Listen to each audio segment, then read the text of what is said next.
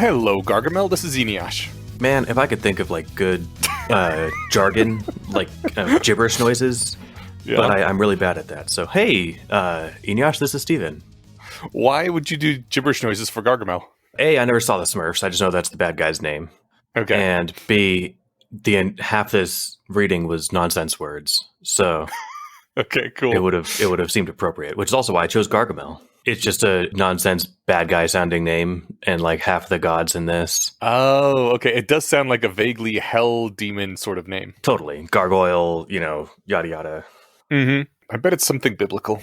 Yeah, probably something slightly wholesome. I mean, from what I understand of the Smurfs, they were nice things, right? The Smurfs were, but their bad guy wasn't. But how bad could the bad Smurf be? No, he wasn't a Smurf. He was a human. I mean, how bad could the bad guy in the Smurfs be? It was a kid's show. Wow, dude, you didn't know anything about the Smurfs. He wanted to capture them and eat them. I was going to say, did he eat them? Well, that's appropriate. Yeah, he was pretty bad. Awesome. All right, bud. Well, this isn't the Smurfs podcast. No, it's not, although maybe we should do that for our next. This is It Makes Sense If You Understand Decision Theory. Real quick, though, before we get into that, before we started this project, the one butcher listened to our Truman Show episode, and he had an amazing take that it should have come to me, especially because I love this sort of, bad guy is actually Xanatos galaxy brain things, where he says that Christoph engineered a perfect finale for the Truman Show, and he intentionally pushed Truman to end it by leaving the show like that, because it made for excellent TV and also let Truman finally be free. And if Truman hadn't had done that, then eventually the show would have just sort of fizzled out and sank, much like Friends and most shows that have ever gone past their expiration date. And he instead made an absolute amazing banger of a finale for his series. I like the idea. So it would explain why everything fell apart like within the same few days. I like it. I think it's fun. I do too. And it ties in nicely with the Thor Love and Thunder episode that we did right after, where the bad guy secretly wants the hero to win. And in my view. And if you really squint at religious history, the same way that the bad guy wanted Adam and Eve to win. The bad guy being God in this case. I can kind of see that. I can kind of dig it. I kind of refuse to believe that God was surprised that they ate the fruit when he knows everything, right? I know. So that means he put them there on purpose to set off the whole humanity project. Yeah, so that eventually we could replace him with machines. Yes. Fingers crossed. Have you read the Turing Test yet? The recent Scott Alexander short story? No, not yet. Oh my god, it's so good. We might be putting together a radio drama version of it, and I'll put it right here on this feed if we ever do it, because it was so good. Who's we? We is me and Wes. Wes was like, let's do this thing. And I was like, that sounds like work. And Wes says, I will do the work. Just give me a voice. And I said, okay. Awesome. Well, I just found the link. I will read that in a bit. There was a good link I sent to you and our mutual AI friend, Matt, friend in general, Matt Freeman. Ask GTP4, act like you're Morty talking to Rick, concerned that you might be a chatbot. Awesome. Did you read that? I don't think so. I'll have to go check it out. I think Matt's reply was like, it sure is good that we've all collectively decided that these things aren't sentient. Cool. It did a startlingly good amazing job. Yeah. I will definitely go read that once we're done here. Last thing, I'm going to pin the One Butcher's take, I guess, if anyone wants to read it. It goes into more detail than I went into here. It was pretty great. And it'll be in the spoiler-free channel of our Discord, where we talk about it makes sense if you understand decision theory. Which the name now makes sense now that I've seen it written out. Which name? The name of this podcast. It does? It's IMSIYUDT, right? Yes, that is the thing I guess we should talk about briefly. So we were talking with Miranda, floated a few names, and she liked It Makes Sense If You Understand Decision Theory quite a bit. So we went with that one. But when you abbreviate it, it's IMSIYUDT. And I was looking at that, trying to squint at it. I was like, okay, well, if you lowercase both of the I's, you can get Misyud, which is kind of appropriate. And I was like, wait, I'm an idiot. The first I, you can just pronounce it, and it turns into I Miss Yud, which is perfect because he's half the author of this thing, and we haven't read and analyzed something that he's done in quite a while. We kind of miss Yud, so yeah, there we go. That is why the Spoilers channel is called this acronym with future knowledge blocked off. Oh, that's the other thing. The full name of this No Spoilers channel is I Miss Yud with future knowledge blocked off because, as we find out in today's reading, this society has the knowledge of their past blocked off. Spoilers is knowledge of the future, so we have knowledge of the future blocked off in that channel. Tight. Stephen, how can the people support us? We have a Patreon that will be linked to in the episode description. If you find this on the website, it's also there. We will, as always, be kicking 15% back to Elias Rudkowski and Kelsey Piper since they co-wrote this, because we like this thing where if someone makes content, we give them a cut of subsequent knockoff content because they deserve some of it. We wouldn't be here if it wasn't for them. Totes. Oh, also, if you want to see the spoilers channel, because you've already read ahead, you can do that by going to the No Spoilers channel. There is a pinned post that if you react to it with the Galaxy Brain React, you can see the spoilers channel and go in there and read all the spoilers and post in them. Okay, got a few things from the audience before we jump in again. I am sorry to the listeners who want to get right into it. We'll timestamp the episode. We announced 10 minutes in. It's there in the description. It is, yes. Look at the description, people. When we did our previous episode, the very short one, where I gave a mad shout out to Scryers M for being our liaison to the spoilers channel, which tells us where to read up to. I said it was Scryers M that did that. Turns out it was Ask Who. When we were recording, the person that's on first base. Wait, who's on first, though? Who? No, wait. Who, yes. I don't know the routine. I think the person's name is Who. No, I know who's on first. Maybe we're talking past each other. Sorry. You were supposed to say who, although that's kind of the whole joke is that people are talking past each other, right? Right. Okay. I tabbed back to the Discord to see who had posted that because I couldn't remember it. And Scryers M and Ask Who had both replied to me, one right after the other. So both their posts were highlighted and they were right on top of each other. And I read the wrong name. It is actually Ask Who is this awesome person. Not to say that Scryers M is not awesome, because also great dude, but Ask Who is the person who is specifically liaisoning between the two channels and telling us where to read up to next. Cool. But speaking of Scryers M, when we were talking about like how far to read up to, and we had to cut this down quite a bit because it turned out that it was like 40,000 words, and we were like, oh God, that is way too far. Scryers M did a analysis of Not Everything is a Clue. We had 72 analysis episodes of that, and across the whole thing that averages out to a little under 23,000 words an episode, which is more than I thought, and also helps to explain why our fucking episodes were so damn long.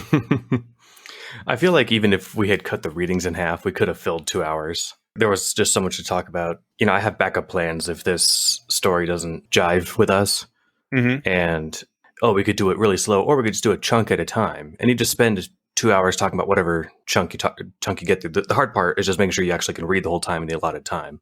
As long as you can do that, then like the talking amount is going to be about the same. Because it's more just about fatigue than it is about length of content. That's true. We should try to not fatigue ourselves as much as we have in the past. Agreed. So in that case, moving on. Do you remember Keiko Lahayim? Of course.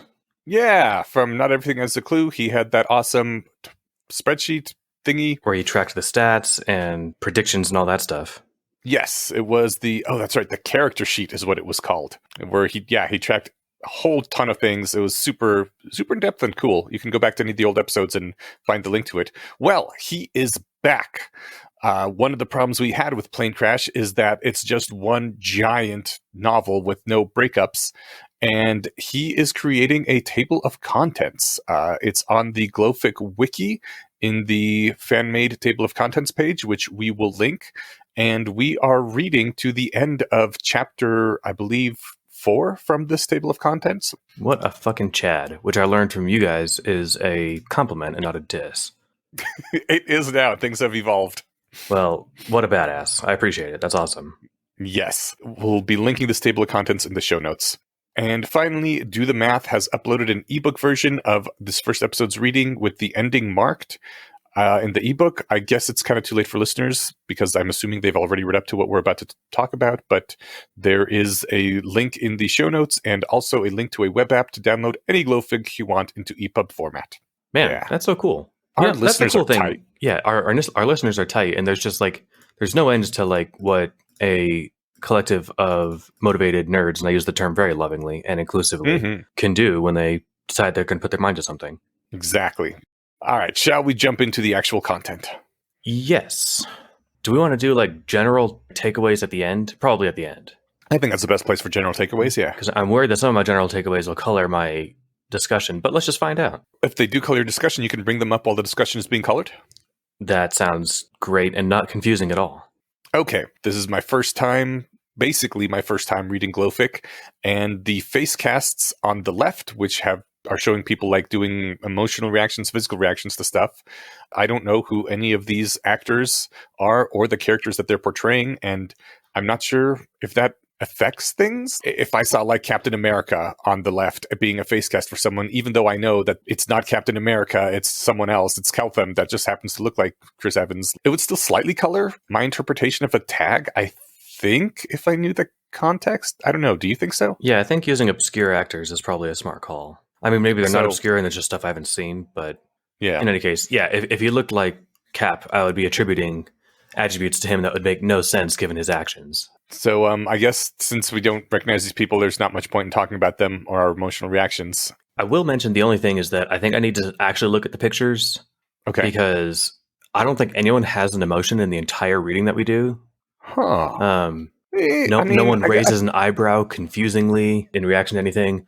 No one gives a grimace or a scowl. I don't think there's a single emotion. Maybe we'll find it. I think I got a few now and then. Is being cold an emotion? Well, I think Keltham did some like jokey playfulness, and then Carissa had this thing where she's like, "Oh shit, there's no way the forces of evil are going to let this guy out of their domain. I have to somehow find some way to get him to stay. I got to trick him into staying because otherwise my superiors are going to kill me or him." Is wanting to trick people an emotion? I mean, it's this apprehension of doom if I don't get the trickery right. Implication of emotion. Okay, that's close enough. Yes. Implication of emotion is usually the best I can do too. So it sounds like I'm shitting on it, and maybe there's a little bit, but I think it's supposed to be conveyed in these pictures. I think I just have a hard time looking at a picture of a person with their mouth partially open. Oh, I guess if I hover over with my cursor, it says puzzled one. That's good, because that's how I'd organize them too if I was doing these. Jeez. Yeah. Kelsey's like doing this like a champ. Hers are just called screenshot, Carissa 13. It's like if she wants to find these, she's just scrolling through thumbnails. Yudkowsky's doing what I would do and put them on in a spreadsheet somewhere. So it says like head tilt. See, I don't know. Oh wait, this one says shock, but there's no words. So all right. I don't really know what a puzzled facial expression. I mean, well, it's at the bottom of page 1 if you want to see what Yudkowsky thinks a puzzled expression looks like. The thing is, I could get a puzzled facial expression in context, which is why I think it's kind of bad that I don't know the source material, because like just looking at the picture, I'm like, okay, I can see that being puzzled, but I could see that being many other things. Whereas if I knew the scene in particular where that came from, I'd be like, oh yeah, that's totally that dude being puzzled because he was puzzled by something that happened in the movie. Yeah, 100%. That's my feeling on it too. I think it's just we're gonna have to roll with it. Oh well. Yeah. Okay, so let's get into the text part of the things rather than the picture part. It's an important part of the medium. The place that Keltham comes from is a place with no histories to call upon of earlier lower trust societies. It's expected by this society that this historical amnesia will end up not being relevant to the vast, vast supermajority of its members. And that just struck me as so crazy weird when I read it, because like what I want to know what Eliezer thinks why Eliezer thinks that society would be better off if we did not know about our past. I kind of think learning from the past is a big deal and historically important. It's the reason maybe why we have many of the freedoms we have, because we're like, oh yeah, remember back when we suppressed free speech and how that led to terrible things? Let's not do that no matter how much we want to. But I guess it just means that in a Yudkowsky-median world, knowing history is actually net harmful to society, which I really want to know why that is, why Yudkowsky thinks a society of Yudkowsky-type people would be better off not knowing about the past. Do you think, and I'm not familiar with any works from Doth Elan, but is it like an intentional thing that they did to scrub their history, or is it like some weird cataclysm that took away all of their records or something? Like it doesn't necessarily have to have been intentional. So like this could be, one thing to make the world interesting would be we lost all of our history, so we don't know how we got to where we are, but we're doing the best we can with what we've got. And we don't know history's mistakes, so we're going to repeat them kind of thing. The line, it is expected by the society that this historical amnesia will end up not being relevant, makes me think that they know and they think this is a good thing.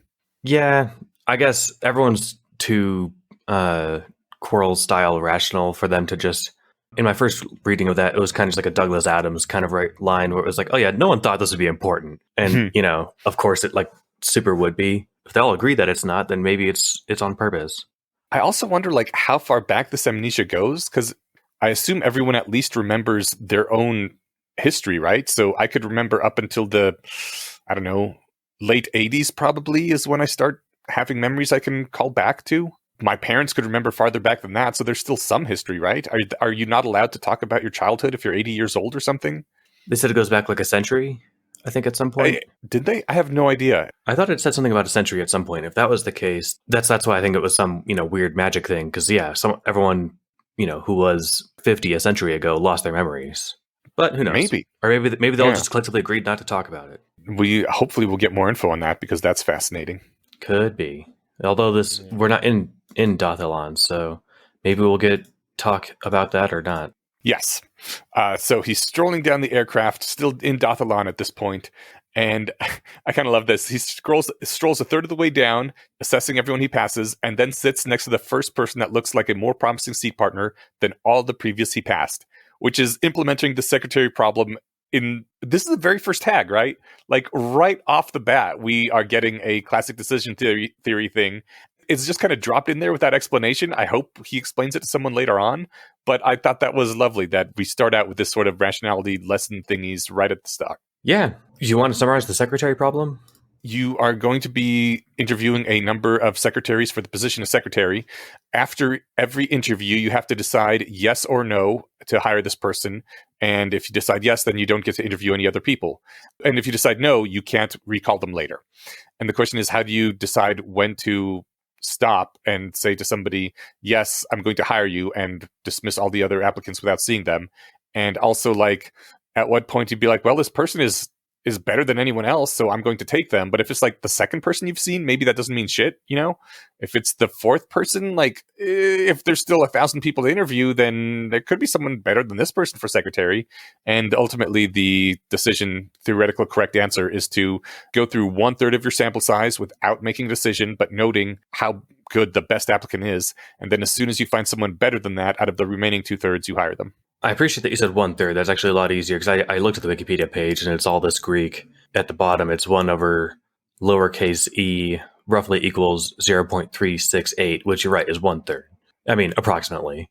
Yeah, I thought this was kind of fun because to me, I'd like, well, you need at least 2. I don't want to belabor on this too much, except for the fact that this isn't how one usually walks past people. And it is a strange way to choose a seatmate on a plane, yes, but it does show his dedication to doing things according to the algorithm that has been proven to be most effective. Or just like how ingrained it is habitually. Which, I guess is similar to have it being high value, right? But yeah, this might just be reflexive. Okay, so he sits down next to a lady who turns out reads lots of books because she is a fiction matchmaker. I'm not sure if this is even worth keeping in the episode, but I feel like I'm a bit of a fiction matchmaker myself, although in a far less rigorous way. That stays in, because you are. I mean, all I do is review some books, and I tell people, if you are like me, then you will like or dislike this book. So they have to do some of the work in deciding on how much like me they are. I just like that that's a job. That's pretty cool, right? I think we could use a lot more actual matchmakers in the real world for all sorts of things. Right. Anyways, he says that he calls himself Mad Investor Chaos, which now the title makes a lot more sense, because before that was just 3 random words strung together in a title. To quote Tobias Fuke, you, sir, are a mouthful. That's not a nickname that rolls off the tongue. It is not, no. I don't call somebody Mad Investor Chaos. I might call them a chaotic investor. In general, I don't call people Chaos if they think that's their name. If they're like, hi, my name is Chaos, I'm like, okay, Chaos. I'll call him Mick. Hi. Mad Investor Chaos, right. Yeah. What was the name that Butters came up with for his evil... Professor Chaos, that's what I was thinking Professor of too, Chaos, yeah. There we go, yeah. Well, he doesn't have a tinfoil hat yet, so... That's true. He talks to her for a little bit and then stops talking to her because he sees no profits to be reaped from further conversation here. Which, I mean, I guess it tells us a lot about him, because I immediately felt slightly turned off by that. Yeah, your comment tells us a lot about his values. And I said, values plural? he dies after getting, his head cut off, waking up in some strange land. He's like, how much are souls worth? Can I make money? And what's the exchange rate on these? And I mean, I would wonder where I could get food before I guess I wondered how I could pay for it. Just so I could head in the rough direction of food. This could tell us a lot about his society as well, where his default assumption is, I will not starve. Things will be okay. How can I best contribute to the flourishing of myself and my society? 100%. I thought about that, but then I was thinking, like, they must have told them in school about, like, well, I guess maybe they don't remember when times when people didn't have enough food, but, like, has no one ever gotten lost and come back and be like, man, I went, like, 2 days without eating. That sucked. He was not outside of civilization for very long. Within 20 minutes of walking, he was back in with people again.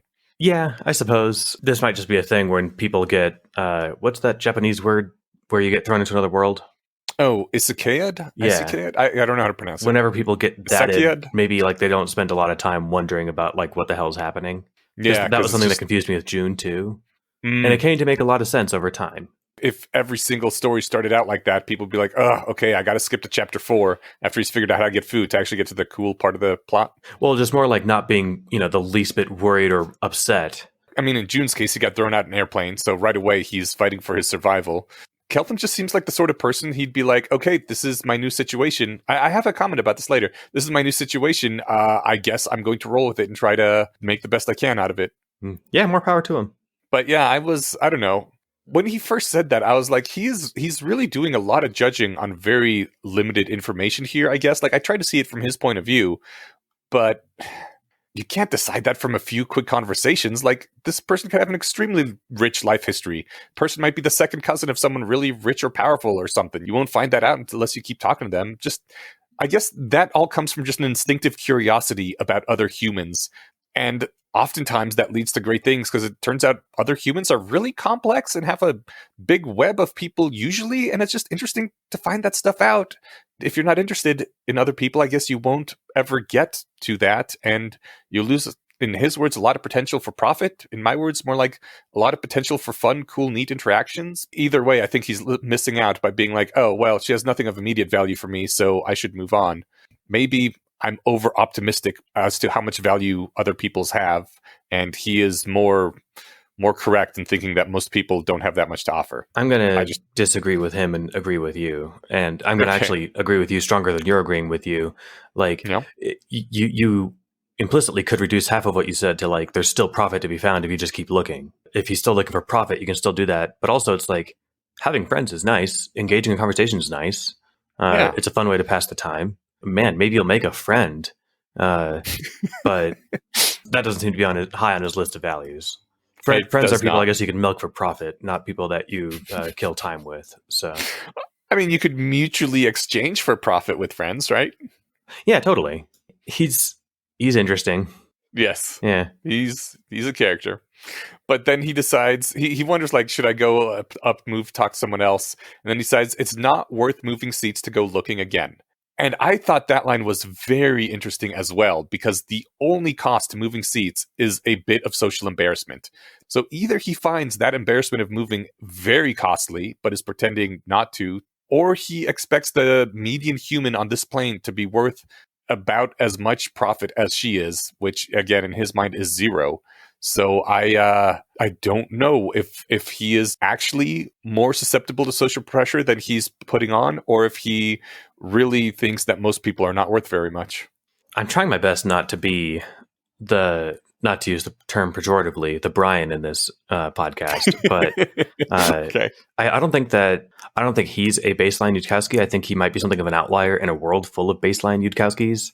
Oh, I think he's definitely an outlier. I pulled a note about that later. Oh, good. Well, so I wonder if he's just absurdly committed to his secretary problem approach. It's like, well, I already committed. Like, I already hired her. And that could be. So it could be that. But I was going to say, like, if I'm sitting next to somebody at a party and like, all right, I'm going to go talk to somebody else. I just get up and leave and everyone else sees me do that. I look like an asshole. But if I live in a world where like people are just, hey, look, we're just maximizing the amount of fun we're having. No one's feelings are getting hurt. Crocker's rule is baked into our brains. Then like that actually wouldn't be offensive, right? Yeah, maybe. I don't know enough about his society yet to know. Yeah, I guess I wonder how many standard deviations he is away from the norm. I wonder if it does cost social points or if he's just lazy or committed to his secretary problem approach. But if that's the case, then he might have some rationality holes. He doesn't seem like he's suffering from a lack of rationality. So I think all of Eliezer's characters are flawed in some way. Oh, he's flawed enough. He's flawed out the wazoo, but I don't know if it's because he's bad at decision theory. He's probably bad at something in relation to decision theory, just like Harry Potter was bad at various aspects of rationality to highlight, what you should not do. Yeah, could be. Cool. After several notes, I realized that I just finished the first tag, and I have to take a lot less notes because we got 4.5 more pages of these. That was like me in Worth the Candle. At some point, you got to start constraining yourself and then trimming what you'll take notes on to what makes it into the show notes. Exactly. Yeah. So I started doing that right after this. I was like, okay, that was too many. Yeah. But it was also the very first tag introducing us to a new character in a new world. So we're testing the waters of the new story and the new podcast. So exactly. I got to call out one piece of chicanery. Mm. So they crash, he lands in wherever. The sun moves across the sky, but not down in it. Mm-hmm. And what the hell could that possibly mean? If the sun moves, I guess it could be moving up. It could be moving But that seems up. like a weird way to phrase it. Yeah. So this is just more nonsense sun business. And is this also a requirement for being a Japanese word thrown into another world? Yeah, the sun makes no fucking sense. It could be.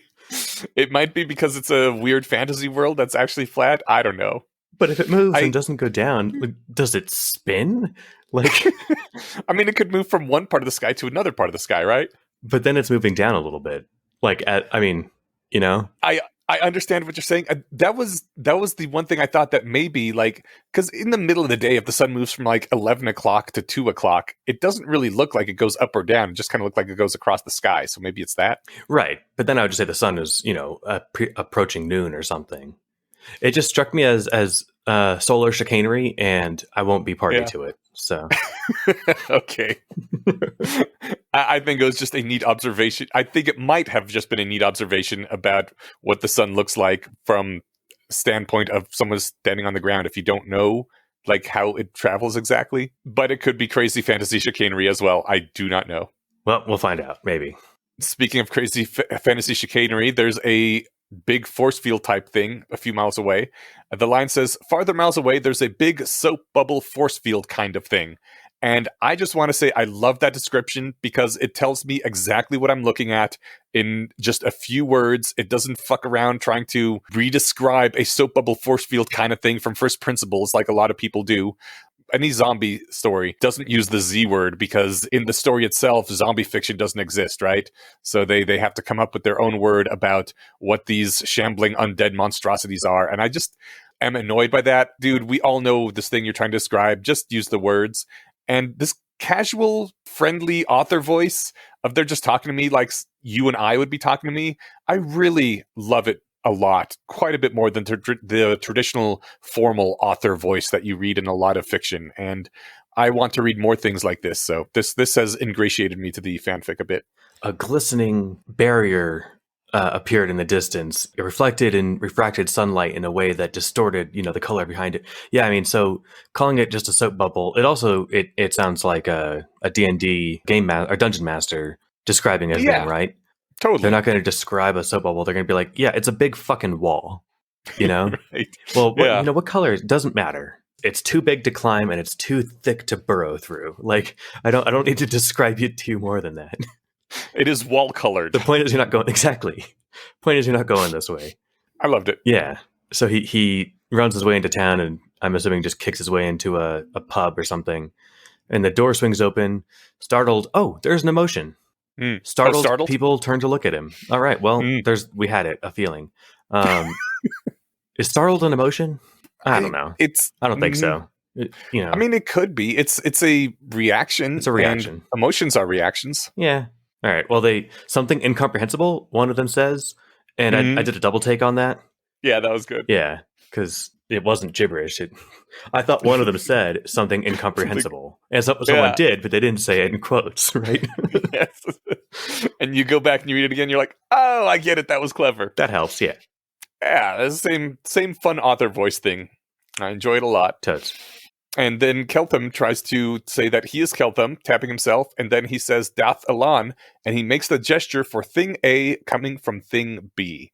That's paused me for a second because, for their society to have a common gesture like that means that they have to say that kind of thing a lot, right?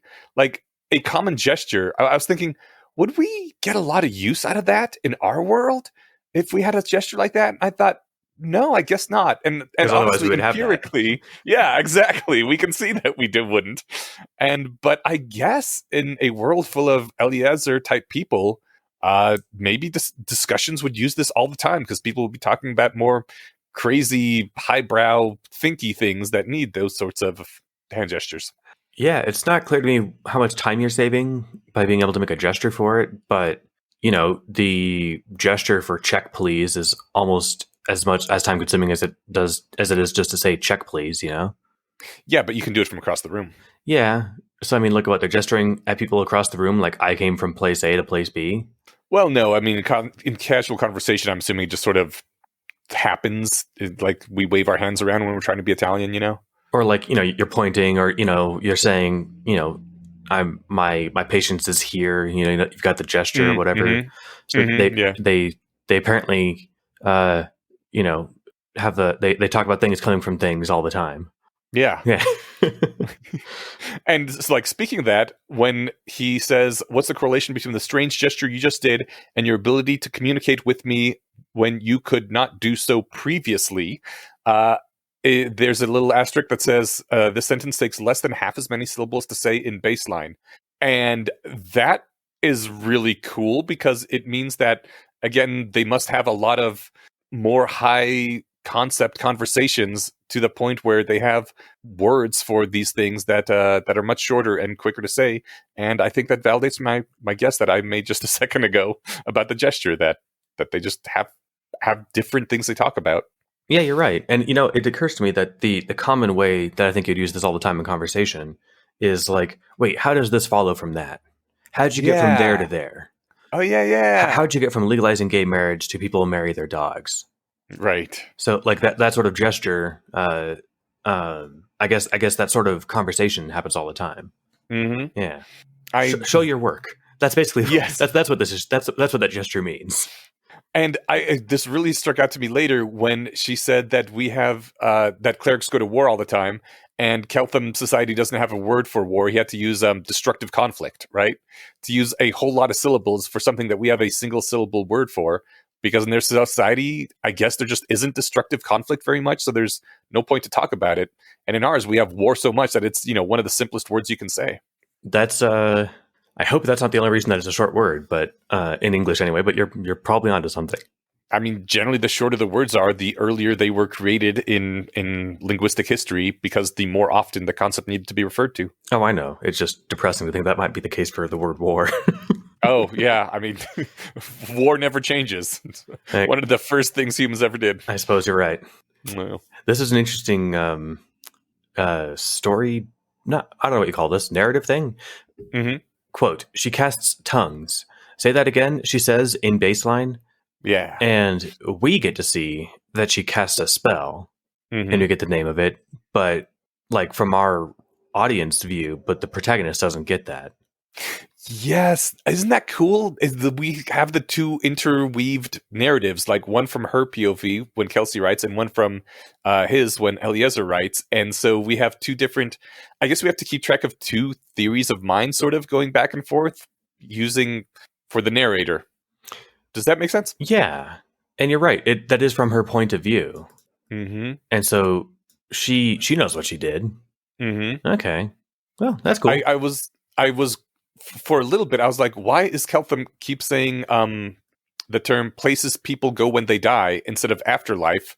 And then it quickly dawned on me that his society doesn't have a place for that. And whenever we see the word afterlife, it is written from the point of view of Carissa.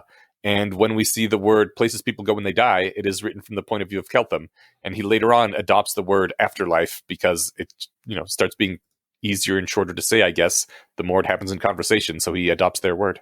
That's a great observation. I think I just need to do a better job of picking up whose POV we're in when I guess I guess I kind of am still getting my sea legs for Glowfic.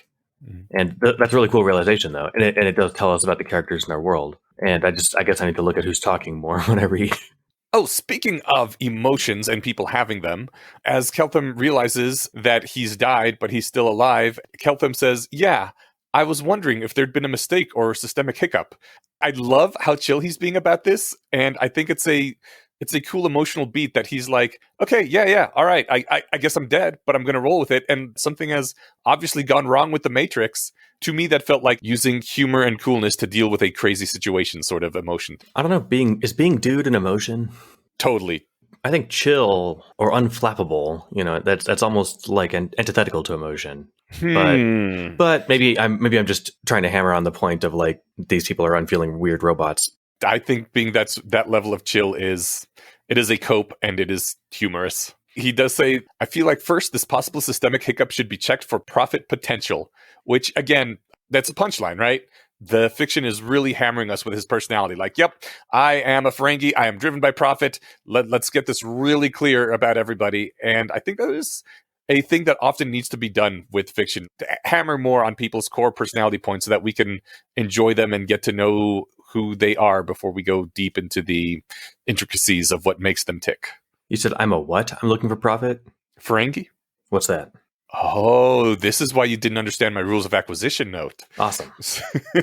The Ferengi are an alien race from Star Trek, first showed up in Next Generation, became a much bigger deal in Deep Space Nine, where a Ferengi was a major character in the show. But the Ferengi are hyper-capitalists. Some people sometimes call them space Jews. I'm not sure that is an accurate thing to call them, but they're like Keltham. They're an entire society of Kelthams. Everything is in the pursuit of profit and must be motivated by profit, and their religion is based around profit. Do you remember, like, after the second time Futurama got canceled, they had those episodes with, like, those gross pink aliens? And I'm pretty sure I stopped watching by that point.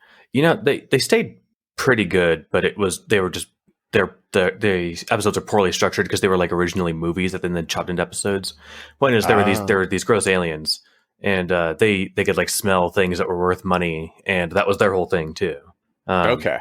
So yeah, okay, I'm gonna just picture those gross aliens. My rules of acquisition note was when he says, "You guys have proverbs about violations of previously held generalizations being interesting and profitable in proportion to the degree of previous belief in the generalization that was violated." Again, a mouthful. Obviously, no other society in existence has any sort of these proverbs except for a Ferengi society. So I was like, yes, he must be referring to the rules of acquisition, which obviously he wouldn't know about. But now you do. I do. So in human speech, basically it's saying like, hey, so surprising things you can turn into a profit. Yes. Okay. In proportion to how surprising they are. Yeah. Like, oh man, I didn't expect there to be a diamond mine here. That's super surprising, and it's worth a lot of money. Totally. Okay. And the rules of acquisition were kind of like their holy book for the Ferengi. Gotcha. They were how they ran their society, and it was basically a lot of proverbs about the correct way to make profit. Yeah, the Futurama aliens had these gross organs that would become engorged when they could detect something worth money. So awesome. Yeah. Cool. They basically like money boners, Yeah. Yeah. And then at bottom of page 1, I ran into my very first blank tag where he was very confused, and it was hilarious. I actually laughed. I think it was puzzled or shocked. But yeah, from the picture, all of his expressions kind of look exactly the same to me, actually. Mm-hmm. Me too. So, good. It's not just me. All right. Well, that's that then. That's page 1. Cool. On page 2, we find out that the Dath Ilan civilization is capitalized, the word civilization, like a proper noun. And so now I'm curious if that is a reference to their society at large or their government in specific. And if so, do they have a single world government that they call civilization? Seems kind of neat. And it seems to suggest there's some, non-civilization, right? Oh. Which I guess it does. I guess I'm just saying, like, the hunger can't be like an unsatiated hunger can't be a completely alien concept.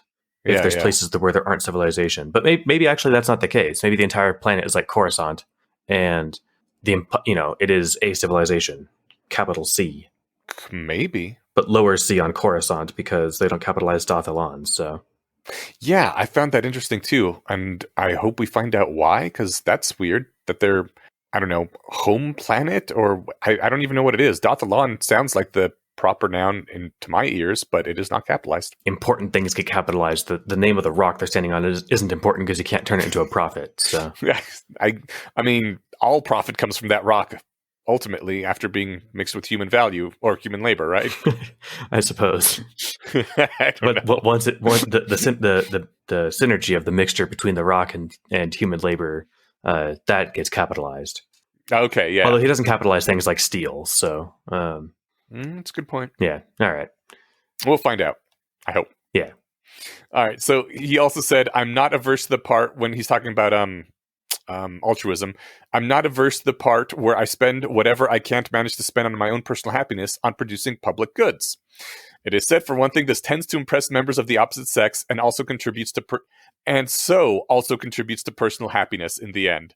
I really love that. I love that he draws a direct line between things that tend to impress members of opposite sex and therefore contribute to personal happiness, even though like it's not the impression of the opposite sex that causes direct happiness. It's the thing that in the ancestral environment, I assume, tended to impress the opposite sex that causes happiness, which is just, it's great. I love that little thing right there, and he's a total Chad that he's able to just call that out and accept it.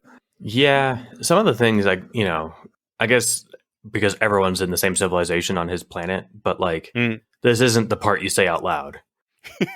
Except it is if you're Eliezer Yudkowsky, because he says every part out loud. Well, he doesn't because he knows how humans actually talk to each other, right? But in a world where like you don't waste time not to, or where in a world where you don't waste time beating around the bush or pretending like you can't see the elephant in the brain, then you just, I guess, say the thing, right? Yeah. But he doesn't, compliment her tits or anything. So I can only assume from that her tits aren't worth complimenting, or he's not into her, because it seems like he just says whatever, or he didn't see any profit that could come from saying that. But he also notably doesn't say that part out loud. Oh, well, he says other weird stuff out loud. I pulled it out later, so. Okay, cool. I think maybe he just knows that you don't compliment people's tits. That is not the way to get them to be impressed with you. Why not? I mean, again, if you're taking a civilization from first principles, like you compliment someone's hair, you compliment their eye color. It's kind of just it might just be our weird puritanical whatever culture that we're still kind of swimming around in our in the deep part of our society that keeps that sort of compliment from being, acceptable. I don't know. I would assume empirically it tends not to work on Dathalan, but I could be wrong. Maybe he's just so distracted by being dumped into a new world after dying that he hasn't had time to compliment her on her appearances yet. Could be. Okay. Again, speaking about words and the Dathalani society, I'm going to be doing that a lot this episode, I guess. Keltham isn't sure how to parse ruler of the first level of hell, but he can ask later what a ruler is. And that kind of drew me up short, because it implies that there's no people with vast executive power on Dathalan. And I don't know if I can actually believe that, or if I have to think that the translation spell bugged out or something. Although I can't do that because this is not... It has to be that, but like a CEO is basically a ruler, right? Well, kind of. So I think I'm going to I'm glad that you picked up more of the text than I did. Someone can gesture vaguely at reading comprehension, but I'm going to fall back on that. I think this is actually kind of hard to read. Okay. But, or at least for me, but running with that, I think it's entirely plausible that their society doesn't have that. Like, it's going to have councils of experts, and they will make group judgments. And it's like they're not ruling about it, right? Their version of like the FDA will be like the part of the society that makes and tests medicines, but they're not like saying people have to take them. They'll say, look, this is how good it is for you, and these are the risks, and everyone will decide, well, it's worth 0.8 utils if I take it, so I'm going to take it, right? Yeah, but sometimes when you're organizing large numbers of people, it's good to have like a president as a unitary executive to guide them. I mean, if everybody is reasonable, you don't need someone to be like, you know what, shut up and listen. We're doing what I say. That's a good point. So I think that's probably how things work there. So he's going to be really disappointed here. My very next point, my very next note here that I pulled out is his Dathalan apparently has about 1 billion people, which is roughly 85% less people than we have on Earth. And I had kind of assumed, perhaps wrongly, that Dathalan was basically an alternate Earth around the same time period and same tech level and all that. But if it has 85% less people, like, what happened to those 7 billion people that caused us to diverge so wildly? Like, maybe my first thought was maybe the median Eliezer just reproduces a lot less because, I don't know, less interested in having kids than the median normie. But also, this could explain why they don't have rulers, because when you have that fewer people, maybe you don't need large organizations to coordinate massive nations, especially because they don't have war. So why would you have nation states if you don't have war? That's a good point. Okay. And wow, you know, a lot more is making sense. Yeah, that part makes sense. The first part, 1 billion is still a big number that it would help to have a dictator ruling, right? A million is still a lot of people that would help to have a ruler. That number breaks down probably around 100. Like, but I guess it depends if you're trying to do things together, though, because if you don't have a war, that really knocks out a lot of the doing things together impetus. Yeah, and as far as the population level, it could be that this is a smaller planet. It could be, but if it is just like an alternate Earth where everything else being equal, it's Yudkowsky's all the way down instead of whatever regular people. Then what would Yudkowsky's? I don't. It sounds vaguely pejorative or mocking to put it that way. But what would the baseline Dothalian do when it comes to reproduction? They have kids when they mean to.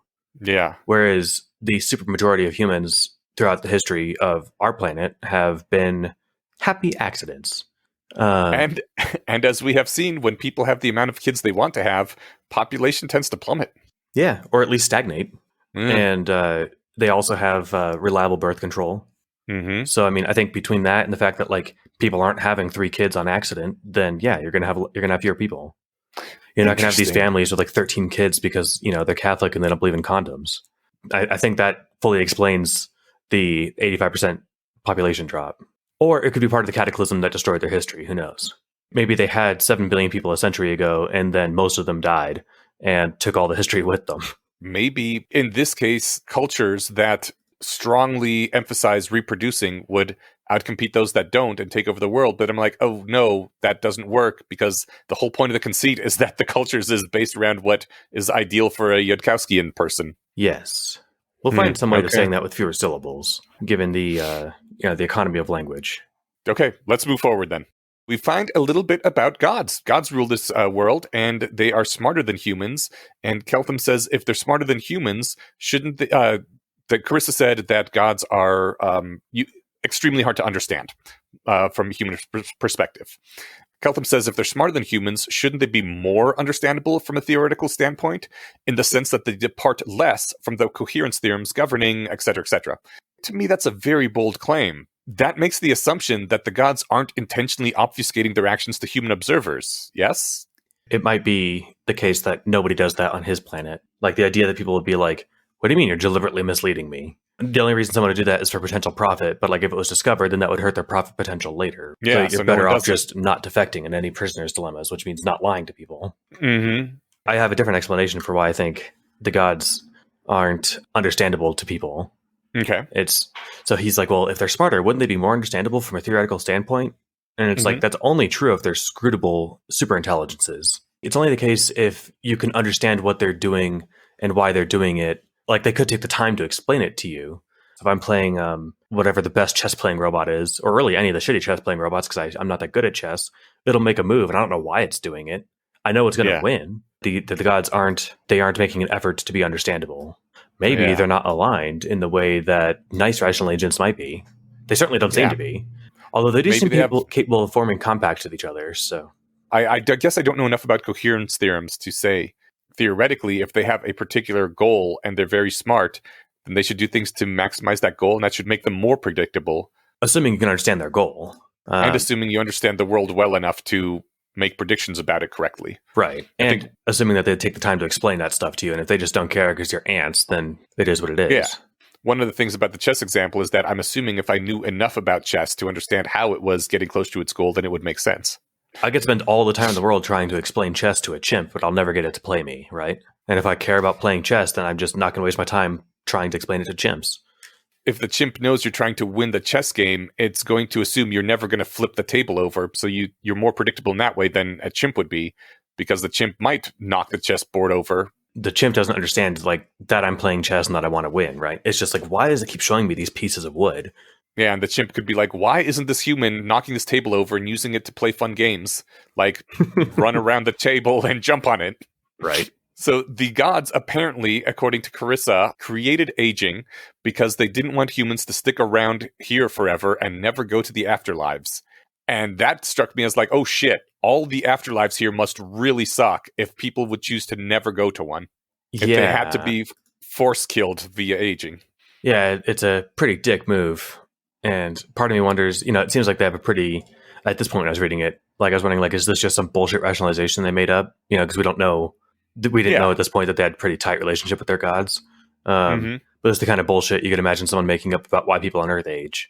Absolutely, yeah. And now apparently I'm going to now at this point just take it as a given that like, yeah, you guys weren't killing yourselves, so we decided just to kill you for you. And we figured, 80 years-ish was enough. It does seem like the sort of thing which might be a post hoc rationalization, but it could go either way because, we're in a crazy fantasy world. Well, and like they go on to talk about just how much they talk with their gods and how much they know about them, right? So unless it's all just smoke and mirrors, then these things seem to be pretty active in the real world. I'm going to chalk this up to like the solar phenomenon, where I also do not know enough about the world yet to say if this is literal or metaphorical. Also, apparently, good and evil are defined here, and they're in the traditional D&D sense. Good is self-sacrificing, evil is pursuit of the interests of the self. And I read that and I was like, I think this world is fucked, if those are the definitions of good and evil, because maybe I shouldn't be bringing my own baggage into this, but in general, I still think of good as things which society tries to encourage, and evil as things that society tries to discourage.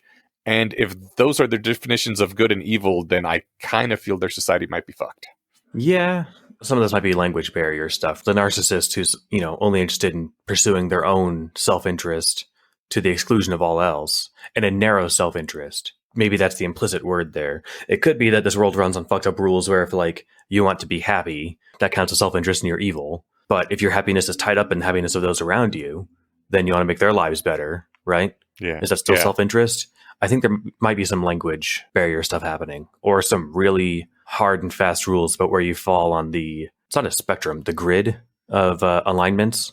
And maybe I'm wrong about good being something that society tries to promote and evil something it tries to dispromote. Like maybe these are just terms for values that gods have rather than actual attempts to direct people. Oh, you mean on whatever their planet is called? Yeah. I thought you meant on Earth, and I was like, well, on Earth, then we need to use different words then, because if we can't agree that good is something that we all want and evil is something we all don't want, then we just need to say other words.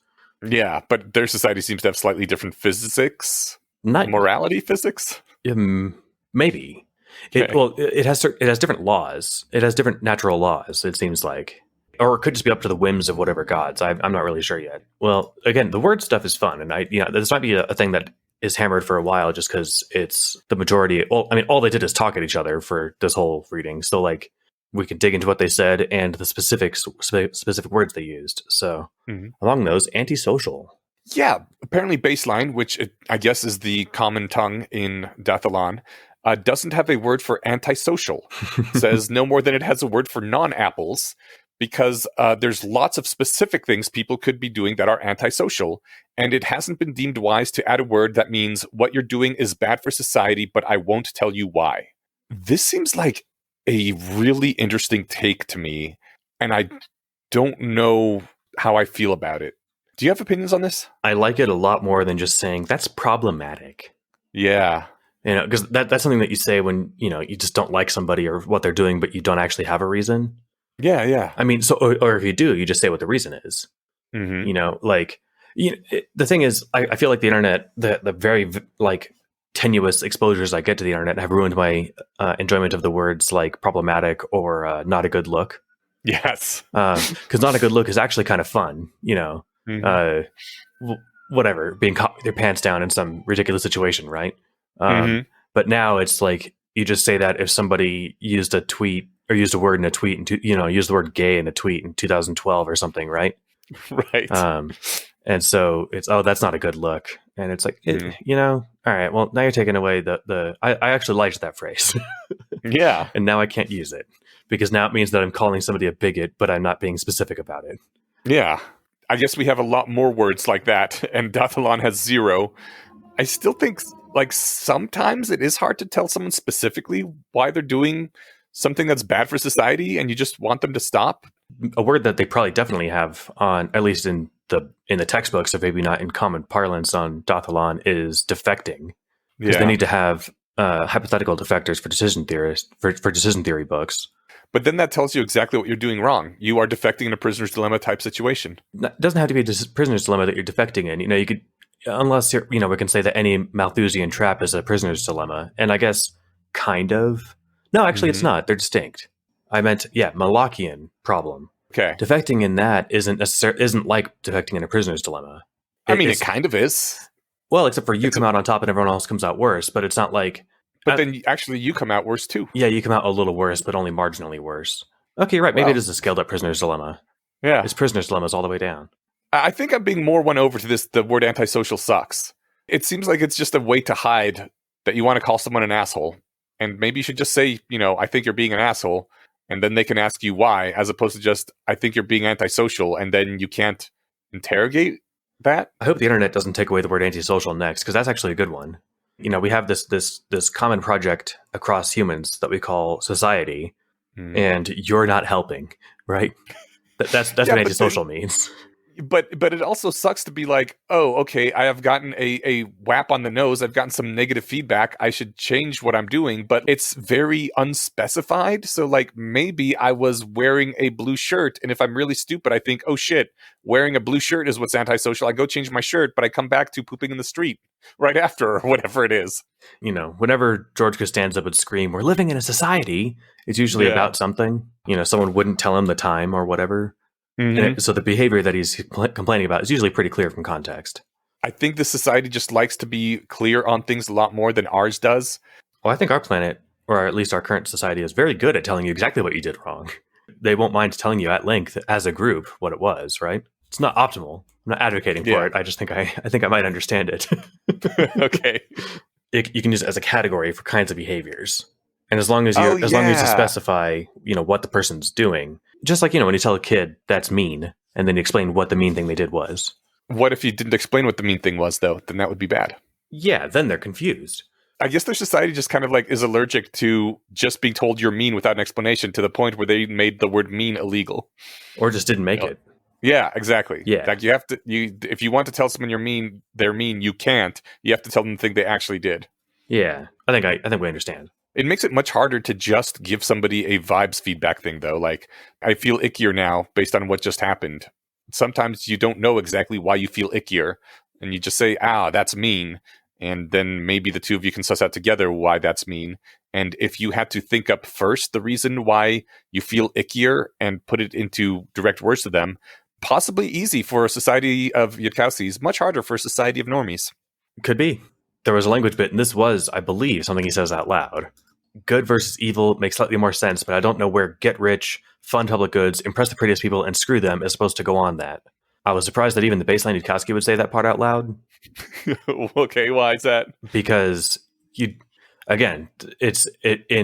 our society, we have a convention of not admitting publicly that, like, most things are about wanting to have sex with people. Okay, yeah. Right? Because if you went around saying that, you'd be a creep. I guess so. I don't think you should be, but... Well, but this is kind of like we were talking higher up about the puritanical stuff. If it's okay to say this, but not okay to compliment her boobs, I feel like that's a contradiction. Or at least... they feel different to me. They seem to violate our social norms in a similar direction. But I think they do land in different places. One is to a person, and one is about one's own orientation towards society.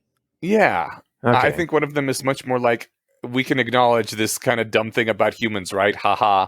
And the other one is like putting someone on the spotlight when they might not want to be on the spotlight directly. One is more of an invitation to commiserate about the human condition together, whereas the other one is not that. It's putting somebody on the Separating. spot, yeah. In my notes that I took, I was like, wait, there's not a close quote on this. Maybe he wasn't talking. And this is a running problem. I'm having a hard time figuring out who the hell's talking a lot of the time. And then I was like, no, wait, there's the close quote. It's just a really, really long run-on paragraph. I mean, maybe they are in spaces that make sense. Maybe it was just on my phone. No, it wasn't. I see them everywhere. Half the time people are talking, it's hard to describe because it's a visual thing. There are a lot of, like when you're talking and you add a dash and then you insert something, then you dash and you go back to the thing you're talking about. Yeah. There are dashes that do that, and then there are dashes that don't. They seem to be just willy-nilly without rhyme or reason that I can find. It's weird. This is because English punctuation sucks and everybody hates it, and you get yelled at for using the wrong punctuation. A lot of times, if you want to indicate like trailing off or having a pause in a sentence or something, you use ellipses, the 3 dots in a row. But those are déclassés. You can't use them very often, or you look like you're an idiot for some reason. I don't know why.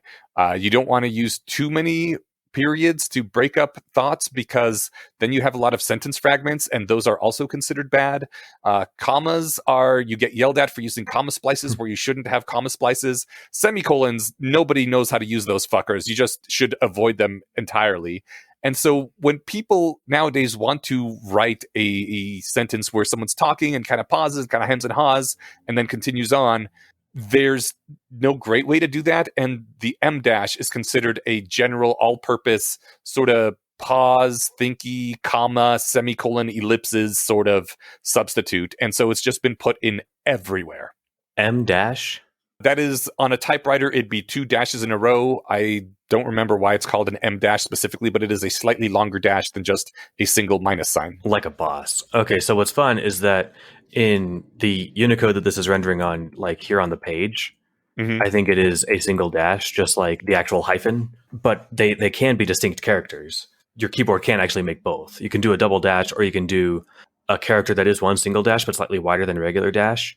This is using regular dashes, probably just because typing the other one is a pain. I just did a Control F on page 2 here, and there's 36 of those where it's space dash space. It's almost always when Carissa is talking, and with your explanation, it helps. If I use it to be a pause, find word, go on, that helps a lot. Because it was jarring to read these. Attributes go by afterlives that the gods dash use to see the world. Chaos is dash doing whatever you want. Law is dash duty. I can now substitute that in my brain for that pause while I look for a word. Yeah. God. Okay. Thank you. Because it was actually kind of annoying. I go back and read looking for where it went into the hyphened text and out of the hyphened text, and it wasn't doing that. It also wasn't concatenating 2 words. It was confusing. It's entirely because formal style guides are a bitch, and writers get that hammered into them, but the M dash is the all-purpose escape clause that you can use for anything. I don't know how that loophole got in there, but thank God it exists. Well, now I know what it is. Okay, that actually ups my enjoyment of this by a full 5%, so Awesome. It's now more comprehensible. All right, so speaking of chaos is dash doing whatever you want. It's doing whatever you want. Hedonism, non-coordination. Teltham says, hedonism and non-coordination seem uncorrelated to me, and I thought that was a really good point. They could be very, very strongly correlated. Some of the best hedonism has great coordination in it. I can't remember the full context for that, but I agree with you. This actually does help. I'm glad we're doing this, because I didn't love reading this, and I'm enjoying it more now that we're talking about it. I think what some of their confusion is about here is that, to her, self-interest means what we on Earth use to mean, or in English use to mean, like a narrow self-interest, narcissistic self-interest. And to society that doesn't think that way, where your happiness actually is my happiness, if you're thriving, I'm thriving even more. Like, it's in my self-interest to make sure you're doing well. Then the antisocial self-interest just isn't a thing. Yeah. And that seems to be what a large amount of their disconnect is here. Antisocial self-interest could be a thing, I suppose, but it doesn't have to be, which is why they're uncorrelated. Absolutely. Yeah. They're so not correlated to him that they don't even have a word for antisocial self-interest. Or if they do, it hasn't come up yet. Yes. I feel like defecting is probably it. I think that's a good prediction. That probably is it. We do find a little bit more about gods. They have more in common with each other than humans. Even a human has enhanced their intelligence as far as it can go and is almost as smart as a god. I liked that detail was thrown in because it really crystallizes for me that these are inscrutable aliens that definitely need overthrowing because humans should be ruled by humans. If the AGI just starts acting uppity, we'll just shoot it with a shotgun.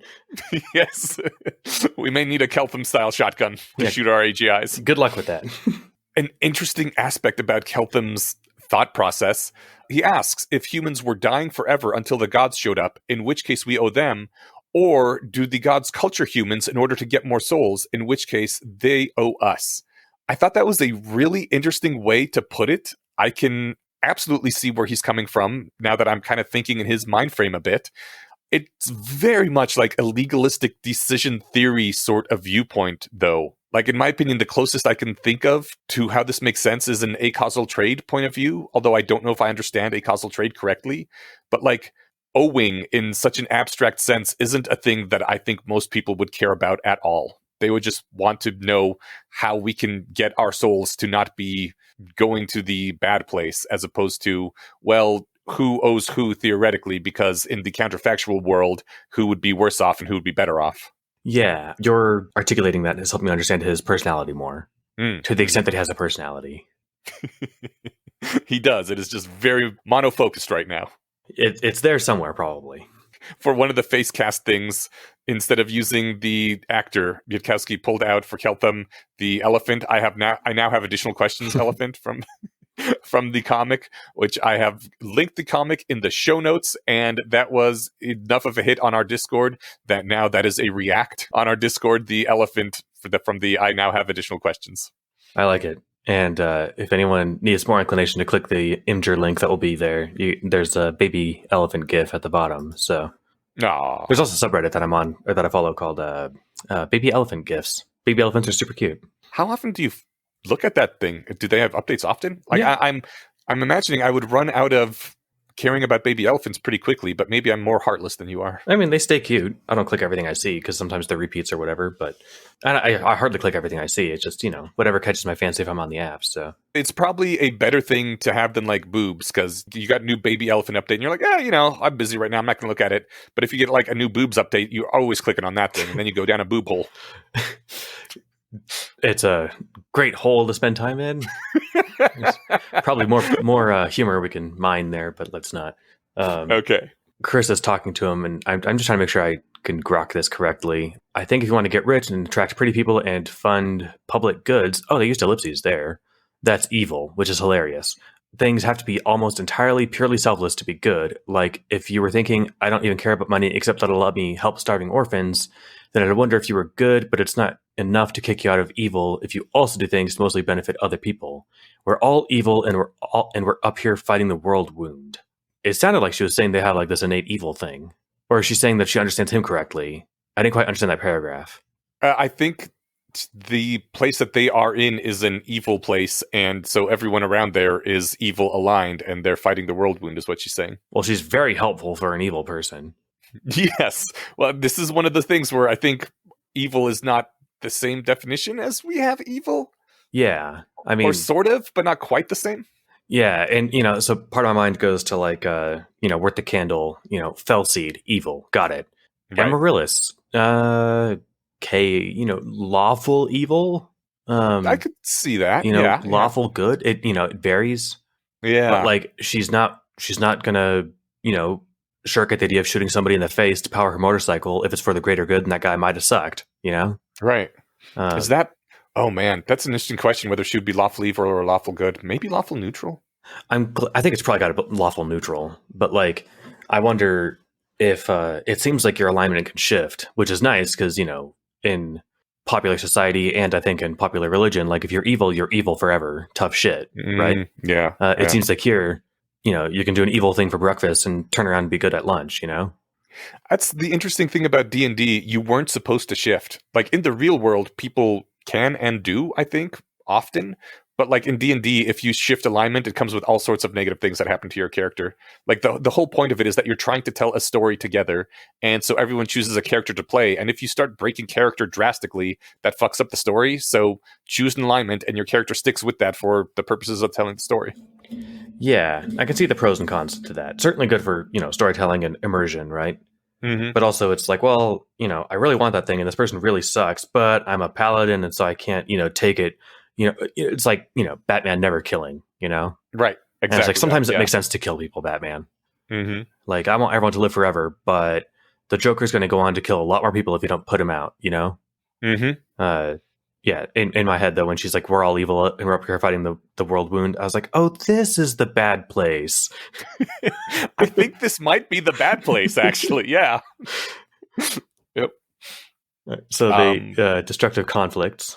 yeah, he doesn't have a word for war, and he kind of describes how destructive conflicts don't happen if you have good decision theory practices, and very smart entities should be able to do logical commitments and verify them so they aren't war. And I was like, oh my god, Keltham is going to bring peace to the afterlife. This is fantastic. I'm on board for seeing how this happens.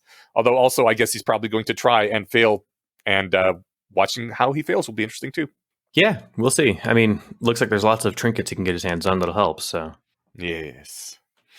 All right. So here is the part on page 3 where I got the impression, I realized just how outside of the norm Keltham must be for Dathalan, at least psychologically.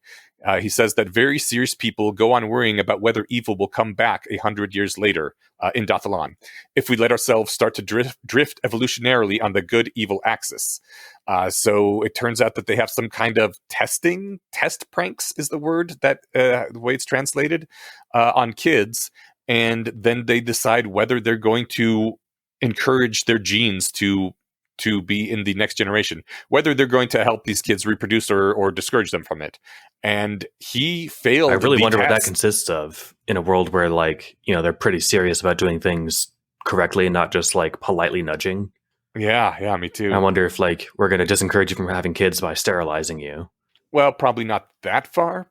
I assume it just be because he said it seemed the way they encourage that is by helping people with resources. So maybe it's just fucking expensive and hard to have a kid unless you have greater help from society. If you fail the marshmallow test, they just don't give you public funding to have a kid.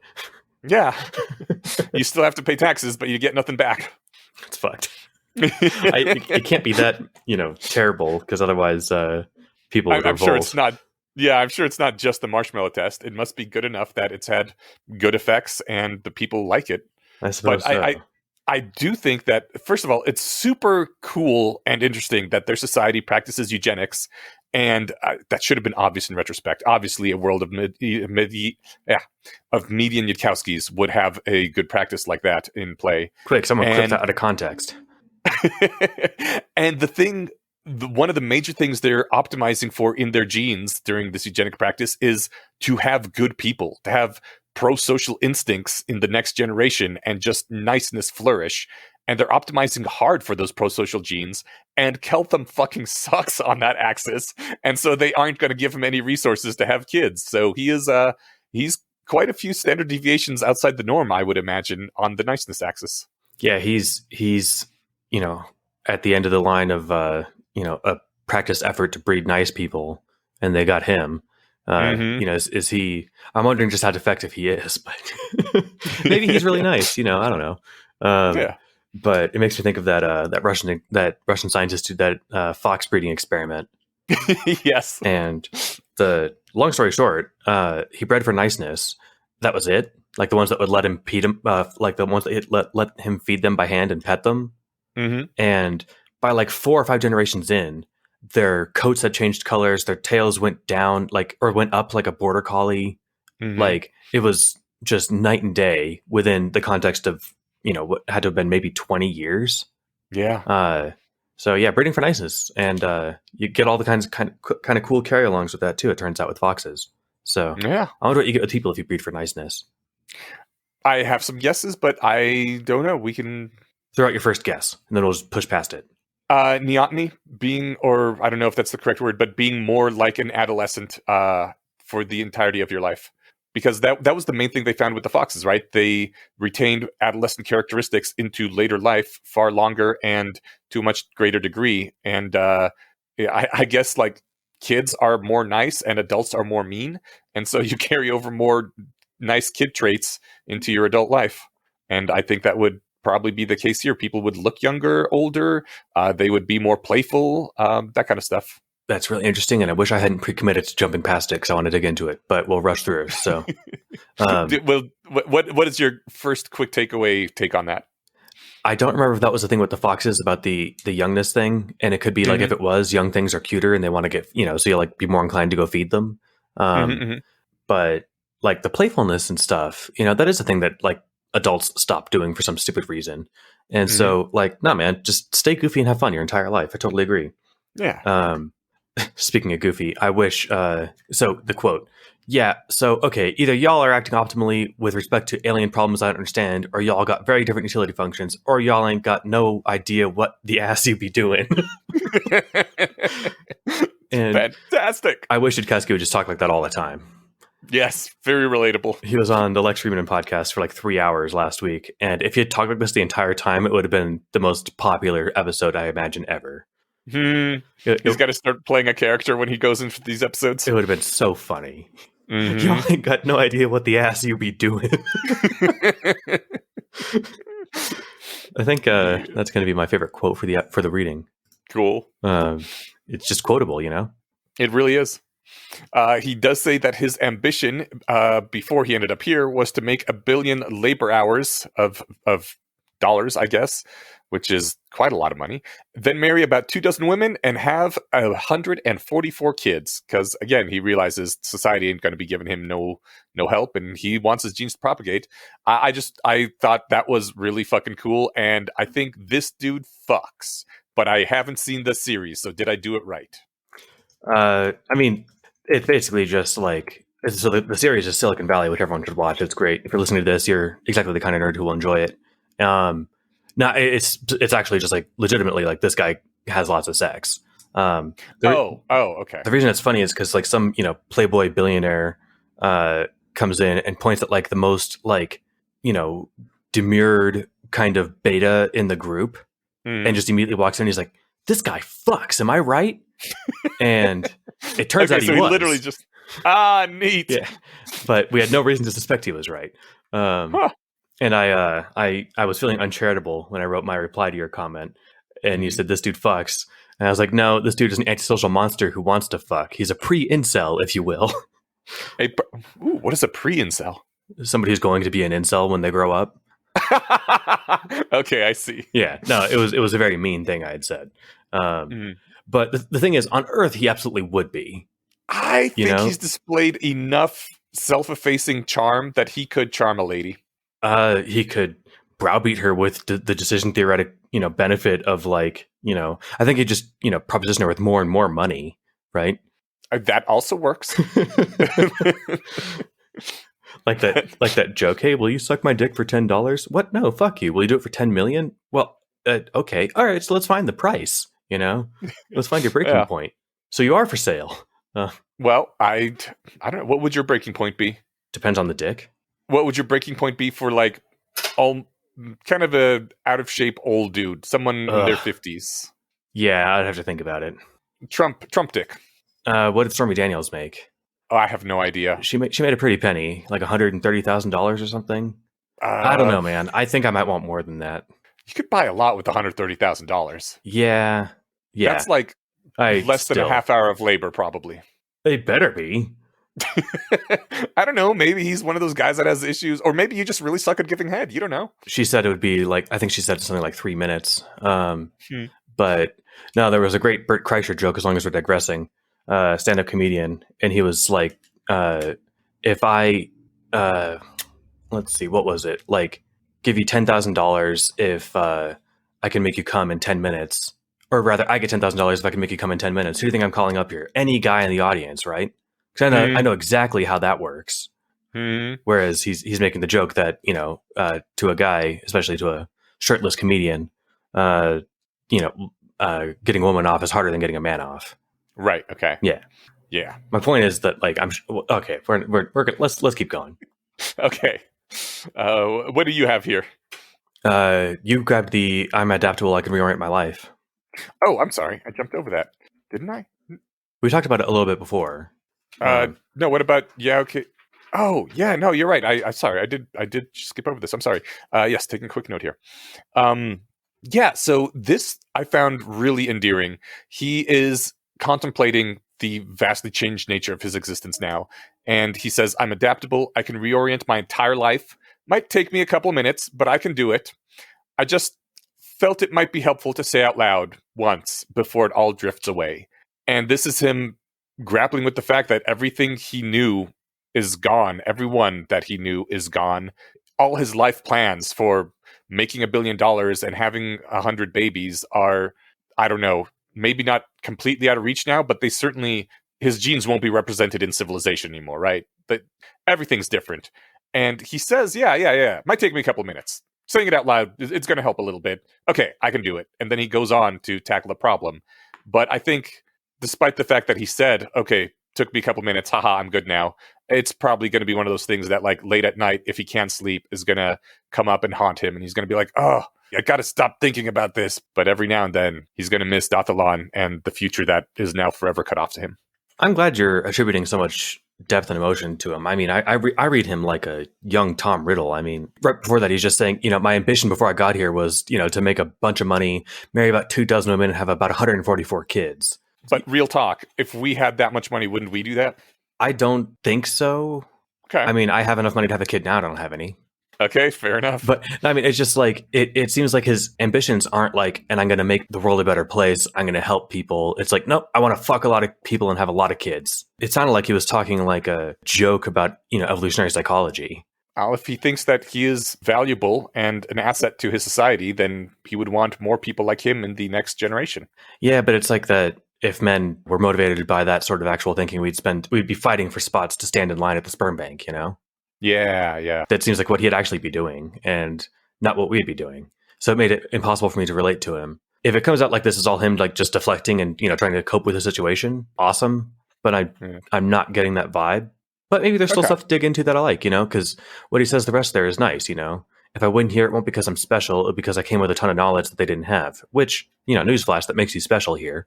But, he's like, fuck it, I'll roll with the punches. So, I can dig it. Yeah. He did say that, if nice sounds like a thing that can be stupid, then there's a translation difficulty because nice is part of the utility function. I don't even know what I was thinking about that. Should I just cut that out? She says, just being nice is very stupid. If your planet's selecting for that, they're going to have horrible problems the first time they encounter anyone else. Mm-hmm. And so what's fun about that is so I think it's kind of like with, what was the word before? Selfishness. Mm-hmm. They've got different, they're using that word differently. Yeah. They're using nice to mean like donating money or, helping someone, with a chore or whatever. Mm-hmm. But like just doing that, like the selflessness. So if they, hey, can I have $20? Yeah, man, of course. Can I have 20 more? Right. Yeah, of course. Yeah. And so, I think that's how she's viewing it. Yeah. But of course, if we did read that line right and she's evil aligned, then, niceness would sound stupid to them. But like, to him, to Keltham, there's a limit and there's actually a hardly defined line of somewhere, in the math. But, I think they're using the word nice differently, which is kind of fun. Okay. Yeah, it is. Yeah. Okay, this next note is about how the church isn't going to let him leave, which I thought was hilarious. Yeah, well, is it? So she thinks that to herself, but like they can't understand him, Maybe they can also cast translation and or tongues or whatever and listen to him. But I think she gets the impression that he is going to come to the attention of the gods one way or another, and if they find out that he was in her grasp and she let him leave, she's going to get super punished. Oh, I didn't read it that way. I thought that she's like, okay, once the clergy finds out how fucking nuts this dude is, they're not going to let him go out and do stuff. Well, that's probably true too, and she's about to tell the clergy. I wonder if she's going to go tell the clergy, hey, I got this sociopath out there that you guys need to rein in and chain to a basement somewhere, or hey, this guy just landed from some other planet. He's wants to become a cleric. He's already promised to try to establish trade between their two worlds and to bring them the secrets of cheap steel. So I think she has the correct impression that he's going to be a big turning point in her country's history. Oh, so like, they're never going to let him leave because he's super valuable, not because he's a dangerous monster. Yes. Gotcha. Because He brings the power of making nuclear weapons in his head. I mean, if someone just came in babbling about all the magic tech they had and they walked up to me, I would be, yeah, of course, let me go tell the clergy. You sound awesome. And I'd call the police, right? I mean, the clergy are the police, though. Right. But I would be calling them in their capacity as police officers, not in their capacity as holy men. Okay. Might be slightly different in Magic World where people do pop into existence from other realms, though. Yes, they didn't seem like totally aghast at that. They just seemed mildly startled, right? Yeah. So, this thing doesn't seem to happen all the time, but there's magic and shit, So it's not the weirdest thing they've seen this month. Yeah. Okay. One part I really liked that was fun. What's that? He's trying to figure out, before he's like, how valuable is my knowledge of science to you guys? He's trying to figure out what the basics of their science is. Mm-hmm. And so he's like, all right, water, you guys know it's 1 part hydrogen or 2 parts hydrogen, 1 part oxygen, right? And she's like, I don't know what a proton is. And he's like, okay, hold on. Do you guys have snowflakes? Are they 6-sided structures under a microscope? And then he explains why they're 6-sided on Earth. And she's like, oh yeah, they have 6 sides here. He's like, oh good, okay, water's the same. And ice floats. Okay, I can work with this. Yes. And I thought that was very Harry James Potter Evans Varys. I loved that. Yeah. That was just like I can't think of a cooler, quicker way to get to the bottom of does this place run on my kind of science? Does it have atomic physics? Right. Yeah, so, that was really cool. At least the basics of some stuff I know will come in handy. Yeah. Yeah. And now we know if we get a cicada to a crazy magic world, how to test if they have atomic physics. I love it. I will keep that in mind. Hopefully it doesn't come in handy. Yeah, exactly. She mentions a diadem that can make you smarter or whatever. And then there's there's this rock that if you touch it, it turns you into basically a god. And he's like, well, where is it? I'm going. She gave some number. It was, odds of success were very little. But she didn't mention, which to us is obvious because we've read fantasy books. But he didn't pick up on it. Was like, no, if it doesn't work, you die. Yeah. It's not like you just get to go touch it and nothing happens if it doesn't work, right? Yeah. Otherwise, everyone would go walk past the thing once a week. But she says they're usually high enough level adventurers that they just arrange a resurrection in advance if they want it. And I'm like, oh, finally. Other than all this alignment stuff, now we're talking D&D. Yeah.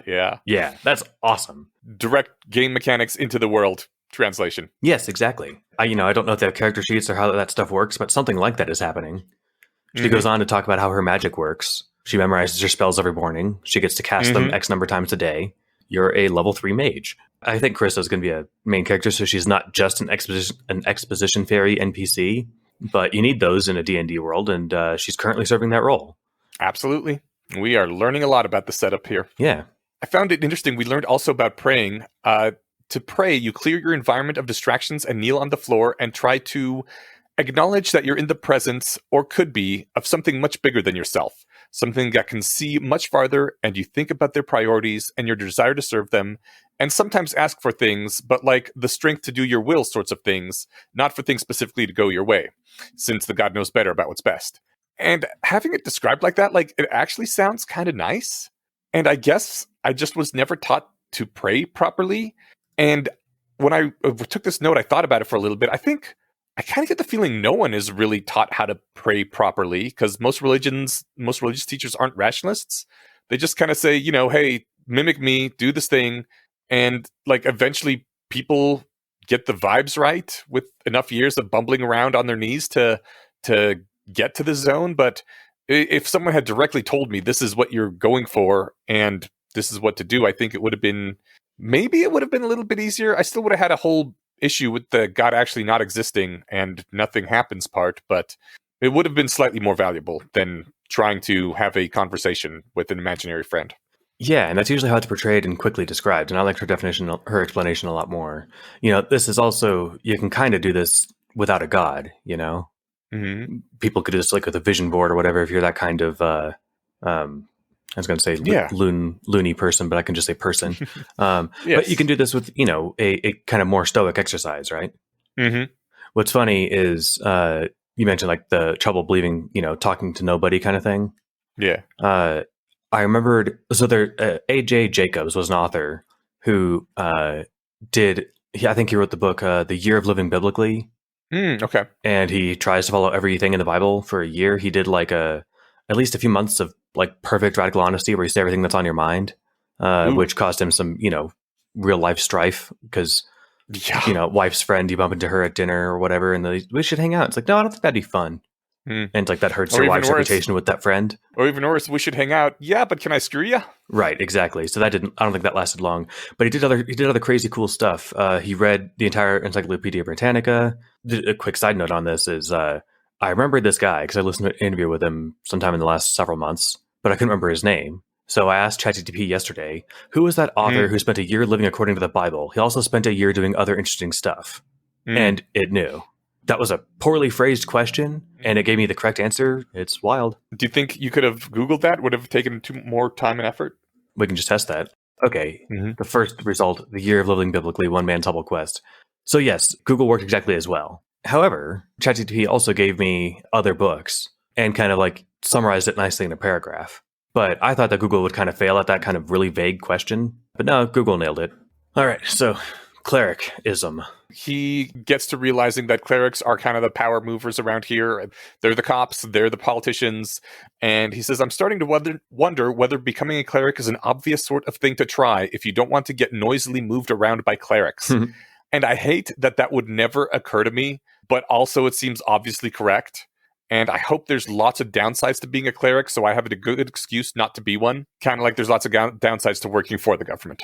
Yeah, I suspect there has to be, even in this world, right? Like, at the very least, it seems like you actually have to be devoted to the God who grants you your clergy powers would know. It's not like, hey, you know what? I don't want to be bullied by the cops. Can I be a cop now? And it's like, no, that's not how this works. Yeah. I'm so annoyed that first line of defense, first answer never even occurred to me and probably never would have. I don't think I would have thought of that either. So we also find out that a powerful god, 8 planets, came to Golarion, which is the name of this planet, and it took an alliance of all the non-chaos gods to stop him from eating it. And he couldn't be imprisoned. He couldn't be destroyed, so they imprisoned him. That was super fucking neat. And I love that detail. And then also, any of the current gods can let him loose, so all of the gods have to continue thinking that Golarion ought to continue existing, or they could just destroy it, which forces them all to cooperate to at least satisfy each other's values, which, again, super neat. This is a great detail about the world, and I'm super into this. A threat so big that even gods who disagree can form a compact to keep it contained. It's pretty baller. Yeah. And also that they all have to not want the world to blow up. They got to make it so that nobody wants to say, you know what, fuck this, I'd rather that there just not be a soup and knock the bowl over. Yeah. It's turns out you can unite people who would otherwise not cooperate against a common threat and a shared value of like, look, we all at least want this, right? Yeah. If you knock over the bowl, no one gets to eat. Yeah. I liked the Maelstrom afterlife. Or wait, so they're not in an afterlife, they're in wherever. The chaotic neutral afterlife, they turn into chaos beasts, which can't interact with causality. What the fuck? That was my thought. Yeah. So first of all, that sounds awesome and appropriate for chaotic afterlife, but it makes you wonder how they could possibly know that. That too. If they can't interact with causality, then how did anyone ever figure that out? I think he has a similar thought later. Okay. Gods tell them, maybe? I don't know. I mean, that sounds causal to me. But God's not going to be able to operate between causality and acausality, so... And also, I think this gave us confirmation that actually, yeah, all the afterlives do suck, because you don't really get an afterlife. You get twisted into some other being that may be vaguely related to past you, but you are now an embodiment of the plane that you go to, and that is not what humans are. You get turned into a utility maximizer of that alignment. So I don't blame people for not wanting to go to any afterlife, because it doesn't sound like an afterlife at all. It sounds like you get to die, and your body gets used for things. Yeah, it seems like a drag. And then there's just like, oh yeah, we all got a few decades. Kind of makes you wonder why they even give them the decades on Earth. Or whatever. They need them to breed. Make more souls. Hey, you don't need to be 80 to do that. Yeah. And you could just lie to them and say you get to go to the good place if you have the most kids. I mean, it sounds like half of people die before they make it out of childhood anyway. Oh yeah, they got that whole problem. Yeah, so maybe like 80 is just the cutoff where they're like, all right, some people getting to 80 is useful, but after that, just give me your soul. Yeah, that makes sense. So we learn that in Keltham society, lying for naked short-term advantage when you're sure to be found out later is so unbelievably not done that it takes him a while to even think, to even hypothesize that Carissa might be doing this, and then being like really disbelieving and kind of aghast that this could be something someone's doing. Like, how is this possible? How fucked up is their society that someone would give you filtered information? And I thought that was awesome, and I really want to kind of live in Dothalon right now based on that. It'd be fun to visit. It's not even that like everyone loves honesty so much that they can't dream, they couldn't imagine lying to each other. It's just like, who'd be dumb enough to do that? Yeah. Which amounts to the same kind of behavior. A world with no tolerance for bullshit would be great. Or just like no comprehension of it, because like no one's that stupid. Yeah. This is from Carissa talking. She says, Nethys, the god of magic and knowledge. Nethys is said to be omniscient, but he's also insane. His plans don't make any sense on the material world, and his clerics get steadily less capable of talking about things to humans over time, and usually blow themselves up doing ridiculous magic experiments. My kind of church, right? I guess so. We're slowly driven insane and motivated to just try and, wilder and wilder science until one of us explodes. Fantastic. What a way to go. If you have to pick. Yes. I mean, Death by Snoo Snoo would be my pick, but this would be a close second. I don't think they had a church for that, but if they do, yeah, sign me up. Absolutely, yeah. All right, the last thing that I have is that supposedly there's no other lawful evil gods worth mentioning, plus all the neutral evil gods you identify to me are horrible. This is where he calls out to Carissa specifically that he thinks she's lying to him or withholding information at least. And I like he phrases it in such a way. It's like, look, I can't rule out the fact that you may have been like, obfuscating here. But he does it in the way that like even to him sounds like he's not used to even having to verbalize such a thought because it's not a thought that often occurs. Right. It's like, look, I don't want to accuse you of eating babies, but it kind of sounds like you've been nomming on baby flesh here. When he said this directly to her, I thought, Jesus, he is a lot more trusting than Harry would be, because Harry might have thought this, but would have never said it out loud to her. That just, by giving away that sort of information that you suspect she's lying, you're giving up a lot, and I don't think it's a good move. But then later he says that maybe it will help that he tossed her one of his lesser suspicions as a distractor from his larger suspicions, because he wasn't completely confident in his ability to conceal that he has suspicions. It kind of paints him as a bit of a hypocrite. Why is that? Well, because he's like, she might be filtering, and he's like, I hope she didn't notice my deflections and notice my real goals. Well, once you start suspecting that someone's doing it to you, then you're stuck in the defecting trap, right? That's a good point. I'm not sure when he started doing that, because I'm not sure what his actual goals were. I didn't pick up on that. It might have been there, but I had a hard time getting through the last couple pages. Okay. So did you pick up on what he was talking about? Like, he's like, oh, because he mentions that a couple of times. I'm not entirely sure. No. Maybe it is just like become God and overthrow and, optimize the world. Yeah. And I don't think he said that part out loud, but I can't be sure. Yeah. But yeah, I think his worry, his verbalization to her that he's worried that she might be lying is actually like about as polite as possibly could be. He says, Look, I'm sorry if this is impugning your honesty, but I hope you realize that I'm in a strange place with a visibly low level of law where people fight destructive conflicts. I'm going to be taking some precautions based on the fact that I'm genuinely, sorry if it's unnecessary and leads to suboptimal outcomes, but it's just my own ignorance, I just don't know if you guys make honest business arrangements here. Yeah. Yeah. I feel like he couldn't have been nicer about it. Yeah. Well, and the fact that he gave that to her, and I thought he was dumb for doing so, and then it turns out that no, he is worried she might think that he isn't being honest with her, so he is honest about one of the lesser things to throw her off the track. I wouldn't have thought to do that. I'm a dummy compared to him, and I guess that's not surprising at all, but again, kind of humbling when you just see it laid out like that in a couple paragraphs. Where I'm like, that's so dumb. Why would he do that? And then it turns like, oh no, I'm the dumb one. He was thinking 2 moves ahead of me. Yeah, I mean, he's sacrificing a pawn. Yeah, which, exactly. If we played more chess, just to torture the analogy, that wouldn't seem so surprising. Yeah, whereas I'm over here like, ho, ho, ho, I got a pawn. Why would he have given that up? Exactly. Yeah. But, we're not used to these sorts of interactions. Yeah. So... My final thing, actually, I guess my final takeaway is that I want to thank the Spoilers Channel people and Ask who is representing them for giving us this stopping point. I think it's perfect. It's the end to a scene. It's right about the right length.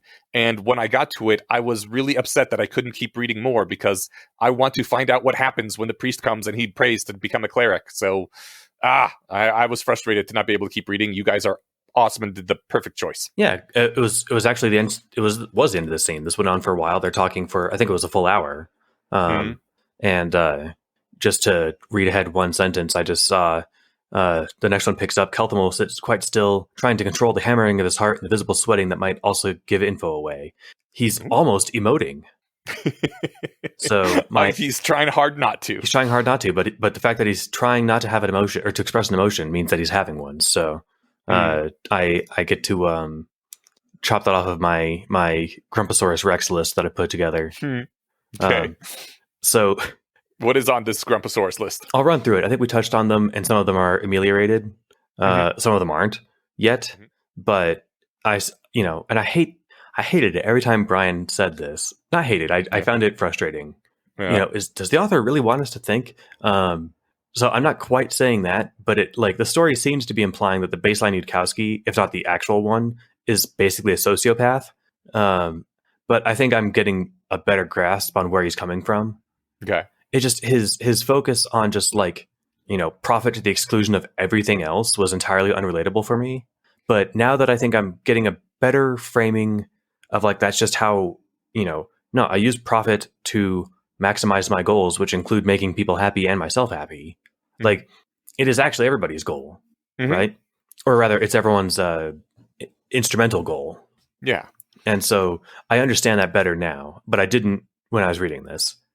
I also think that when you first get into a work of fiction, having a very large, exaggerated character trait makes someone more delightful to read and also helps you get a handle on them quicker, faster. Like Harry was very much the precocious, super rationalist kind of kid, which turned a lot of people off, but it made it fun to see that kind of thing happening. That when you have one trait and you just blow it out of proportion and you play it up for a while before you get into more nuance, I think is enjoyable anyway. No, I agree. And I think I mentioned this with Worth the Candle at the beginning, but I hate starting new stories. I'm getting better at it now, even new TV shows, because I hate memorizing new names and plots and whatever. But then I always enjoy it once I have. Yeah. It's just it's a, I don't know, it's a weird thing I need to get over. It's for some reason I think it takes an above average amount of cognitive labor for me. And I think it's always hard, honestly, but it gets easier over time. Yeah, but in my advanced age, it's hopefully it'll continue to get easier. But I feel like it would have gotten easier by now if it was going to get easy. But but my other thing, and I think it's partly just for the expediency of getting through this setup for the story. But people don't talk like this, and these people don't feel like characters. They feel like exposition fairies from badly written movies. Oh yeah, they are dumping a lot of exposition on us up front. And they're just saying everything. They're not surprised. They're just answering all the questions, and and I get it in a world of optimal, or at least attempting optimal agents. They're not going to burn a lot of time being I'm so shocked. This is so confusing. It's yep, we acknowledge that. Let's keep going. Yeah. Yes, this is weird. Anyway, yeah. And then I wonder how to. I don't Wouldn't we be very annoyed by the fact that okay, he only has 1 hour with the translation spell. Why is he spending so many words being oh man, this is so weird. I can't believe that. Okay, I guess I gotta we would be that's not rational, man. That is not decision theory optimizing. I guess that's not necessarily what I'm looking for in a character. I'm looking for some humanity that I can relate to. Yeah. And not just and I say this, I like the guy, but I not just Robin Hansen. However, there's a person underneath Robin Hansen, and he's he's enjoyable and polite and all that stuff. But it's he's also Robin Hansen. You're allowed to say this is weird, right? And I think he does say that once, and that's all the times it takes. And then no sense in repeating yourself. You're right. There's an economy of language that they need to get through as much as they can in an hour. When I'm reading people, I don't usually unless it says, and then I usually forget to give them a kind of a voice in my head. Mm. That said, I'm wondering if Carissa, I'm supposed to be reading her with like a Valley Girl accent. Mm. She ends random sentences with a question. With she ends lots of random sentences with question marks. Yeah. It sounds to me more like Tumblr-ish than Valley Girl-ish, because that seems to be a thing that happened a lot back on Tumblr, right? People would always, they would like seeking acknowledgement to what they just said as they say it.